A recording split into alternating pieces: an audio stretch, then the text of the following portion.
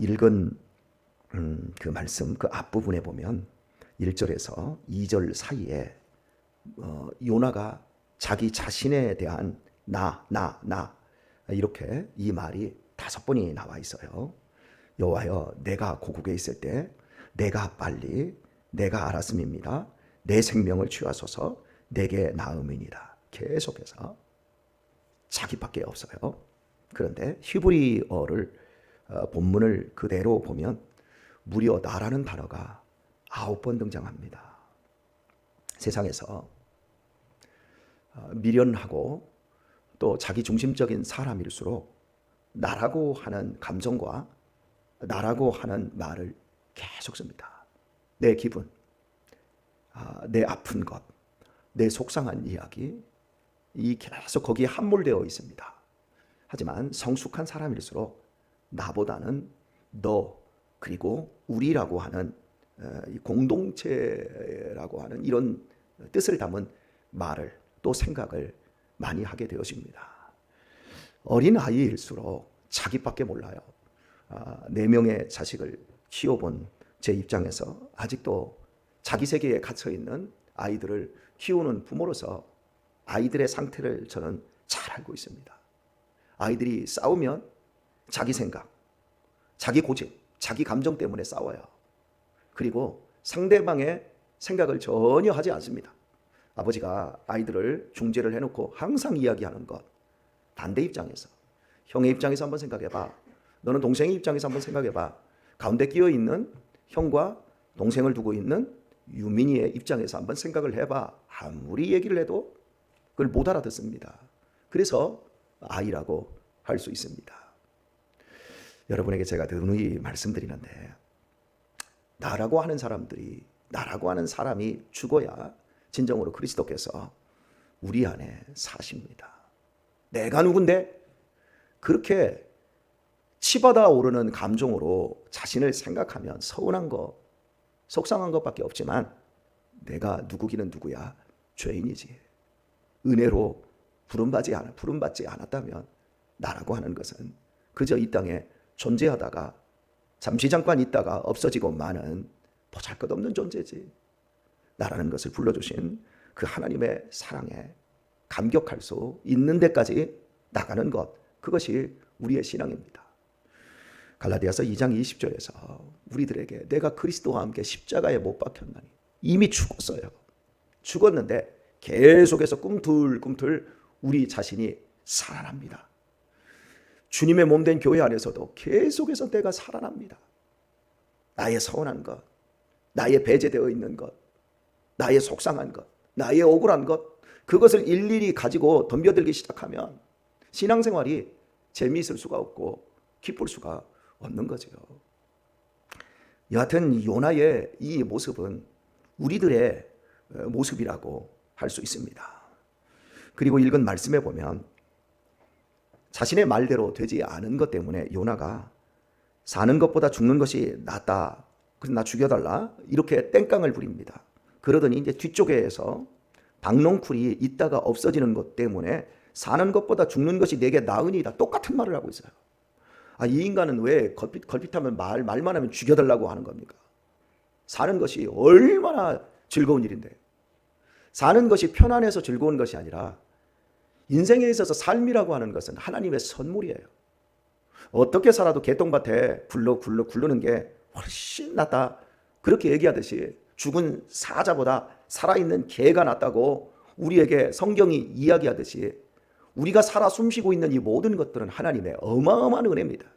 그런데 걸핏하면 선지자가 죽여달라고 하나님께, 생명을 부여해 주신 하나님께 죽여달라고 하는 자기 감정에 취해 있는 이런 사람들, 실제로 하나님이 죽이려고 하면 아마 노발대발해서 더 난리를 치고 말 거예요. 밤사이에 우리 문자 한 통화가 왔어요. 유순여 권사님이 원광대학교에 갔다 왔다면서 어머니께서 어제 갑자기 뇌출혈로 쓰러지셔서 혼수 상태에 빠지셨다. 아마 못 깨어나면 내가 너무너무 서운하고 너무너무 속상할 것 같다. 명절에도 일본 다녀오느라고 아직까지 어머니를 못 뵀는데 이거 이렇게 어머니를 보내드려야 되는 것 아닌지 모르겠다며 너무너무 아픈 마음을 편지로 메일로 보내왔어요. 그게 사람이에요. 우리에게 시간이 주어져 있다는 것. 내가 호흡하고 내가 숨을 쉬고 내 눈으로 태양빛 아래 전기불 아래서 사물을 분별하고 내가 너를 만질 수 있고 내가 너를 아무개야 라고 부를 수 있고 이 모든 것은 우리가 지금 살아있기 때문이에요. 나 자신만을 생각해 보면 지극히 어린아이처럼 이기적이고 못나지만 내가 너를 생각하고 너의 이름을 불러줄 때 그때 우리의 삶에 일어나고 우리가 누리는 이 참된 기쁨, 내가 내 손으로 내가 밥을 해먹을 수도 있고 내가 내 손으로 남편과 또 누군가에게 따뜻하게 손을 한번 잡아줄 수 있는 이 모든 이 시간들, 마지막에 사람이 죽으면, 가족이 죽으면 꼭 얼굴을 만지고 손을 만지면서 그 안타까움으로 절규하는 그 모습, 죽은 후에는 아무짝에도 쓸모없어요. 그런데 왜 죽은 후에 그것을 하느냐 말이죠. 살아있을 때 한 번 더 만져주고 한 번 더 보다듬어주고 쓰다듬어 줄 수 있다고 한다면 그것이 얼마나 귀한 일인지. 암으로 부인을 먼저 보내면서 2년 동안 굉장히 힘들게 옆에서 그 사모님이 암의 고통으로 신음하고 밤에 그 통증으로 막 잠을 못 자고 떼굴떼굴 구를 정도의 고통의 시간들을 옆에서 함께 하셨던 그 목사님께서 아내가 죽고 나서 한 3년 정도 즈음에 이런 고백을 하는 걸 제가 들었습니다. 내가 그때 병수발하고 그렇게 고통스러운 밤을 지날 때 지금 생각해 보면 그런 시간이라도 아내가 죽고 나니까 계속 되었으면 좋았겠다. 그러면서 그 먼저 가신 사모님에 대한 그리움에 너무너무 사무치고 그리고 홀로 된다라고 하는 건 버려지는 것과 똑같다는 그런 말씀을 하시더라고요. 그렇습니다, 여러분. 나 혼자에 집착된 그 인생은 다른 사람을 보지 못해요. 내가 지금 외로워하고 속상하고 힘들어하고 땡깡 부릴 수 있는 것은 내 주변이 다 든든히 버티고 있기 때문에 그렇게 할 수 있는 거예요. 그런데 그게 안 보이는 거예요. 요나가 그랬습니다. 그리고 요나의 입에서는 계속해서 사는 것보다 죽는 것이 낫다. 여러분, 어떤 순간에도 사는 것이 죽는 것보다 낫다라고 여기시기를 축복합니다. 그 생각을 가져야 돼요. 우리가 차라리 죽는 게 낫지. 그때마다 하나님을 모독하는 발언인 거예요. 내게 생명 주신 하나님을 속상하게 하는 거예요. 이건 하나님을 괴롭히는 거예요. 부모가 자식을 괴롭히는 말을 참 많이 할 수 있습니다. 그 중에서 엄마 나 왜 낳았어? 아버지 능력도 없으면서 뭐 낳아놓고서나 돈도 안 주고 이런 말을 할 때 이게 부모의 가슴은 이게 찢어지게 돼요. 이게 부모를 괴롭히는 말이에요. 하나님의 선지자가 하나님의 말씀에 순종하고 하나님을 기쁘게 해드리기는커녕 도리어 하나님을 괴롭히는 거예요. 이럴 수 있다는 걸 여러분 아세요? 제가 여러분에게 어제 아침에도 기도의 내용에 대해서도 우리가 하나님을 얼마나 괴롭히고 하나님에게 얼마나 반항하고 있는지를 여러분에게 설명해 드렸어요. 우리 일상에서 주일날만 교회 나오던 사람이 갑자기 인생에 큰 문제가 생겨서 기도가 필요하게 되었어요. 그러면 언제 나오지요? 수요일에 나와요. 수요일에 응답을 못 받으면 언제 나오지요? 새벽에 나와요. 새벽에도 못 받으면 언제 나오지요? 뭐 철야도 하지요. 철야에서 안 되면 금식도 하지요. 뭐 산기도도 들어가지요. 그런데 그 중간중간 과정에서 하나님이 인격자로서 우리를 설득하고 우리에게 너 그러지 말고 네가 한번 바꿔봐. 아니 내가 너에 대한 계획이 이러이러한데 네가 한번 나한테 맞추면 안 되겠니? 하면서 우리에게 사인을 주고 신호를 준단 말이에요. 그런데 끝까지 내가 하나님을 이겨먹어야 되는 그런 정신, 이건 살아있으나 산 것이 아니죠. 선지자도 이 정도밖에 되지 않았단 말이에요. 그런데도 하나님은 이 선지자를 끝까지 설득하시고 사용하시는 장면을 우리는 보게 되어집니다. 오늘 기도하실 때 삶을 위해서 기도하시고 그리고 우리 유순여 권사님의 모친을 위해서도 함께 기도해 주시면 좋을 것 같아요. 오늘 6절 한 절 말씀을 보고 말씀을 한번 정리를 한번 해봤으면 좋겠어요. 하나님 여호와께서 박농쿨을 준비하사 하나님 여호와께서라고 하는 희한한 표현을 해요. 여호와의 말씀이, 하나님의 말씀이, 하나님이 이런 식으로 말하지 않고 하나님 여호와께서 이렇게 말해요. 여러분, 하나님이 여호와시고 여호와께서 하나님이심을 우리 모두는 다 알지 않습니까? 그런데 왜 여기에다가 하나님 여호와께서라고 하는 같은 말을 이걸 왜 사용했을까요? 하나님이라고 하는 이 단어는 엘로힘이라고 하는 히브리어를 써줍니다. 그리고 여호와는 여러분이 잘 아시다시피 말 그대로 여호와, 야훼라고 하는 단어예요. 엘로힘 할 때는 성경을 이렇게 진행할 때 성경의 단어가 엘로힘, 하나님 이런 단어가 나오잖아요. 그러면 능력의 하나님, 창조주 하나님, 전능하신 하나님 이런 의미를 담고 있는 거고, 여호와, 야훼 이렇게 나올 때는 사랑의 하나님, 긍휼이 크신 하나님, 인애로우신 하나님 이런 의미를 가지고 있어요. 그러니까 지금 6절 본문에서 시작하면서 하나님 여호와께서 능력 있고 창조자이시고 권능을 가지신, 그러면서도 사랑과 인애가 풍성하신 하나님이 지금 이렇게 말씀을 하기를 원하시는 거예요. 그럼 그 내용이 뭡니까? 요나가 하나님 앞에 하나님을 괴롭히기 위해서 땡깡을 부리는 거야. 나 죽여주세요. 그러더니 너의 성냄이 어찌 합당하냐, 너 그러지 좀 마라 이렇게 얘기하면 요나가 무슨 말이라도 해야 되는데 그냥 성에서 나가버려요.